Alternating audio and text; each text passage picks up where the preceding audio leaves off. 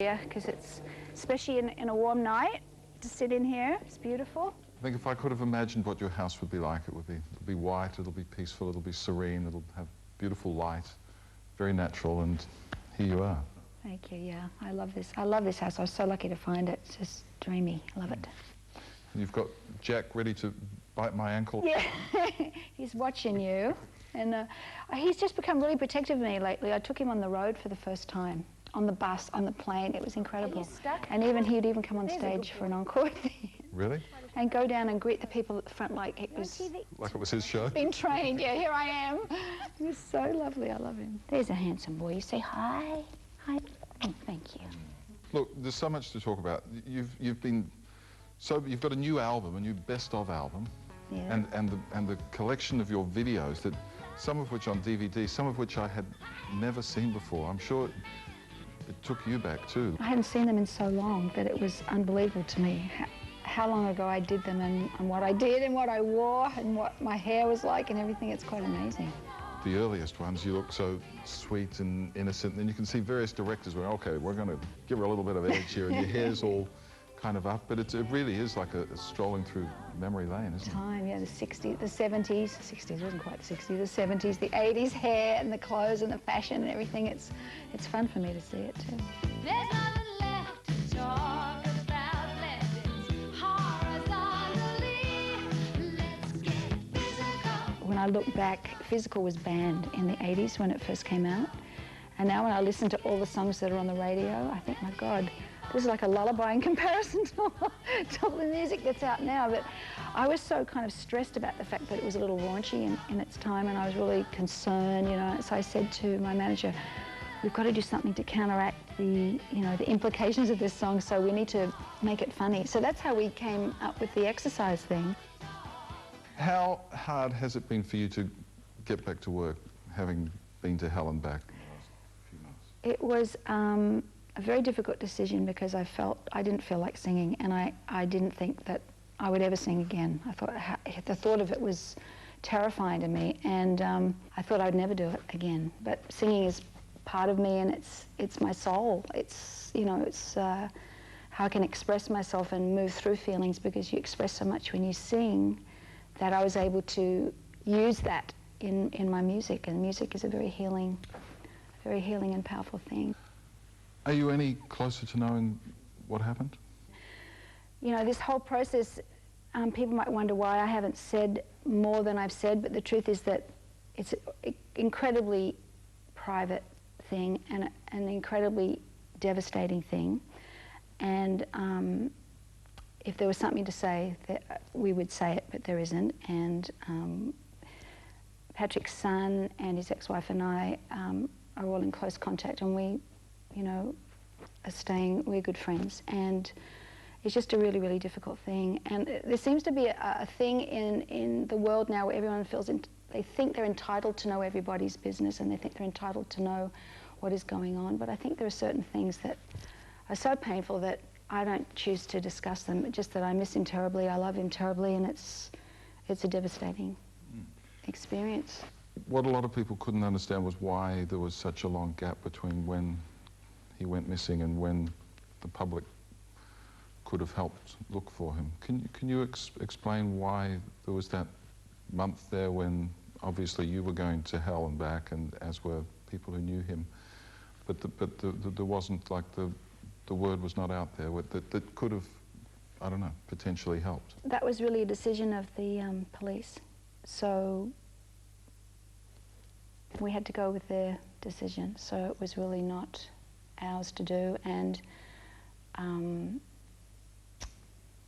yeah, that was a decision. There was an ongoing investigation, and they didn't feel there was any reason to do that at the time.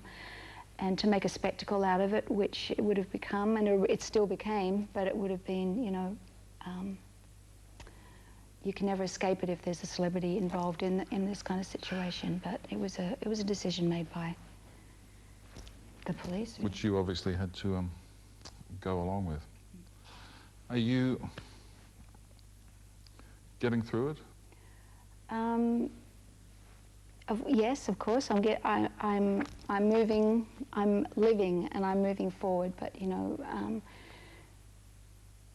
things like this come up. They come in waves, and anyone that's ever gone through any loss or painful experience knows that.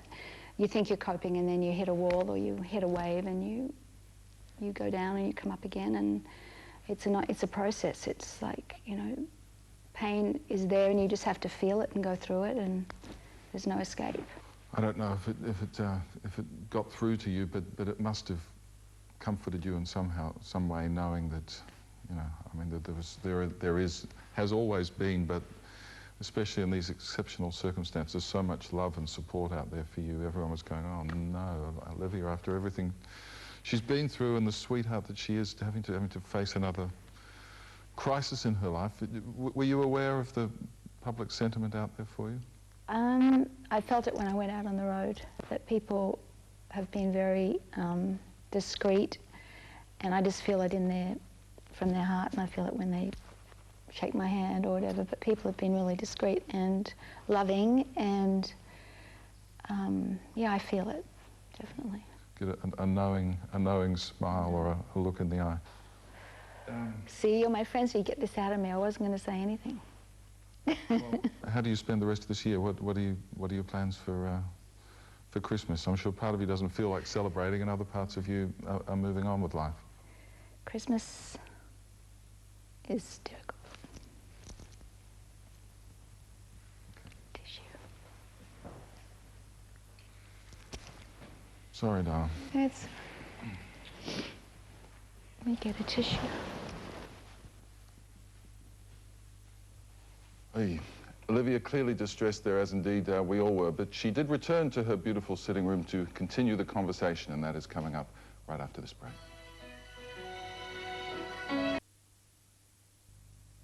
Welcome back, and if you are just joining us, we've been hearing from a very emotional Olivia Newton-John in an extraordinary interview with Richard.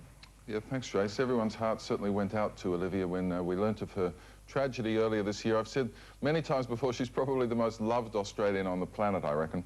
Right now, let's go back to her new house in Malibu for more of our exclusive interview.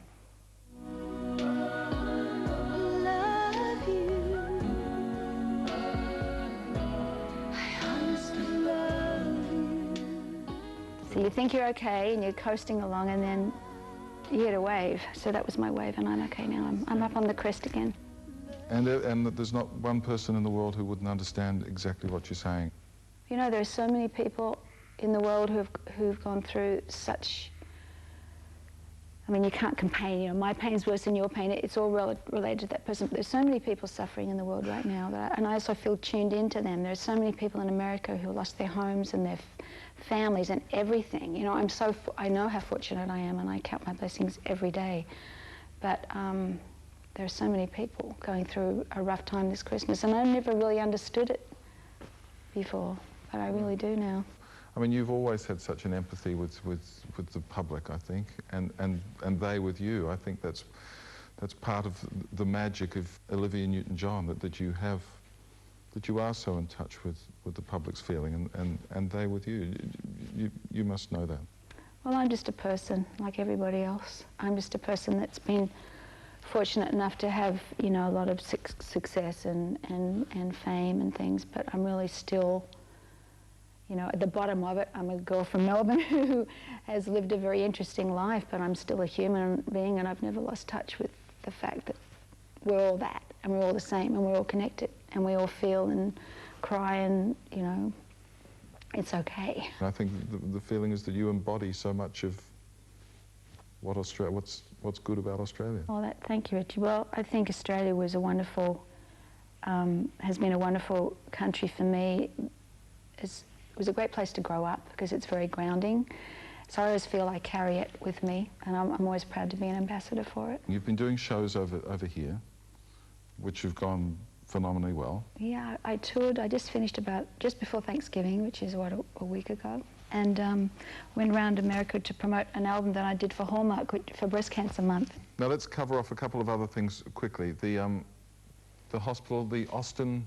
The Olivia Newton-John Cancer Centre, I'm proud to say, will be part of the Austin, and we're fundraising on an ongoing basis, and I think we're going to do it. I think within a couple of years we will have the money to build an incredible centre facility that will have all kinds of, not only heal the body, but the mind and spirit too, which was my dream. Congratulations with that. Our phones rang off the hook the morning that you were up at Gaia, your health retreat, when you were wandering around in your bare feet showing us this beautiful, beautiful resort. That's going well? Our phones rang off the hook too, and it's going fantastically, and it's such a beautiful spot. I want you to come up and visit. I want to come up. Spend a few days. The Today Show live from Gaia. What do you think? It's got a ring to it, hasn't let's it? do it.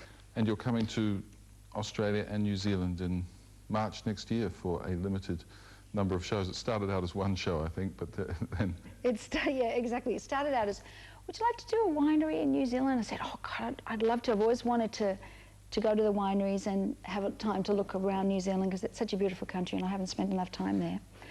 And then it was like, well, you're so close to Australia, maybe we could just, you know, slot a couple of shows into Australia. So that's what's happened. So I'm going to do a few shows at the Opera House. Chloe's good?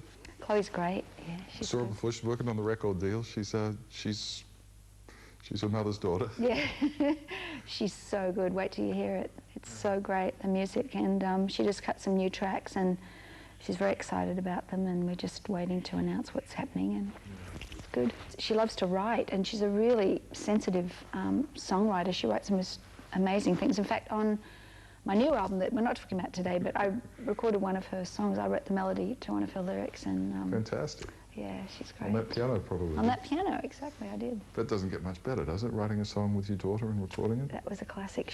I asked her, did she want to write something with me for the album? And she didn't say very much, and I thought, well, you know, I am Mum after all. But on Christmas Day, she handed me a folded up piece of paper in a CD box, and it was this lyric, and it was like, oh, blew me away. So I sat right down and wrote the melody. It just happened, so we want to do some more together now. Olivia, good luck with all the things that don't really need any luck, and on behalf of all your friends and fans and admirers and supporters from our part of the world, all our love. Thank you so much, thank you. Yeah, indeed, I'm sure you join me in wishing Olivia all the strength and courage in the world. She is an amazing woman, isn't she? Yeah, incredibly candid. She's a sweetheart. Yeah, she is. She really is. I think she's sweet right to the core. That's indeed absolutely right. Listen, we've got to mention the new CD and DVD. They're both out now. I can tell you that also that they're entitled Olivia Gold, and all those great old clips there. You were commenting on the hairstyles. Oh, I was saying she was my hair role model. I think I had every single one of her hairdos. Every time she did something new, oh, I better do it. That's it. I think I've seen a few of those photos. Yeah, I think you probably have. We could probably have archives of your hairdos sometime. A few of them are on the walls at Channel 9 in Melbourne still in the newsroom. Well, they were until I went down. Oh, really? Did you draw moustaches on me? No, that was somebody else. Hey, I'm delighted to tell you also that Olivia will be in New Zealand and Australia for those shows next year, including the Sydney Opera House with the Sydney Symphony Orchestra. They're still fine-tuning some of the dates, but I should have those for you tomorrow or the next day. So